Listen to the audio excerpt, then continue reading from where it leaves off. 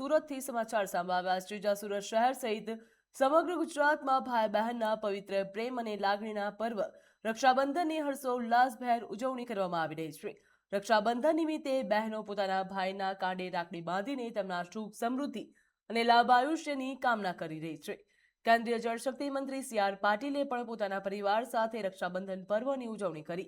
તો આ પ્રસંગે સી.આર. પાટીલના બહેને તેમને રક્ષારૂપી રાખડી બાંધી હતી। પાટીલના પરિવારજનો દ્વારા પણ પરંપરાગત રીતે રક્ષાબંધન પર્વની ઉજવણી કરવામાં આવી હતી, જ્યાં ભાઈ બહેનના અતૂટ સ્નેહ અને લાગણીને વ્યક્ત કરતો આ પર્વ સમગ્ર સુરત શહેરમાં ઉત્સાહ તેમજ આનંદના માહોલ વચ્ચે ઉજવાઈ રહ્યો છે। આજે રક્ષાબંધનનો પવિત્ર દિવસ છે। રક્ષાબંધનનું આપણા દેશની અંદર એક અનેરું મહત્વ છે। આપણી સંસ્કૃતિમાં પણ રક્ષાબંધનના પર્વને અત્યંત મહત્વનું ગણાવ્યું છે।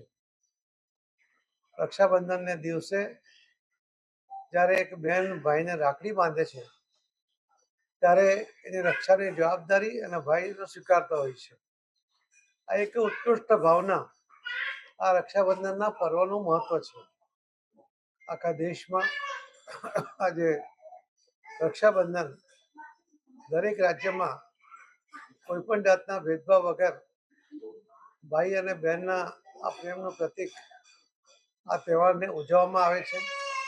અને એ જ આપણી સંસ્કૃતિ છે, એ જ આપણા વિચાર છે, એ જ આપણી ભાવના છે, એ જ આપણો બહેનો પ્રતિ વિશ્વાસ અને સંકલ્પ પણ છે। હું આજના આ રક્ષાબંધનના તહેવારને દિવસે આપ સૌના માધ્યમથી સૌને ખૂબ ખૂબ શુભેચ્છા પાઠવું છું।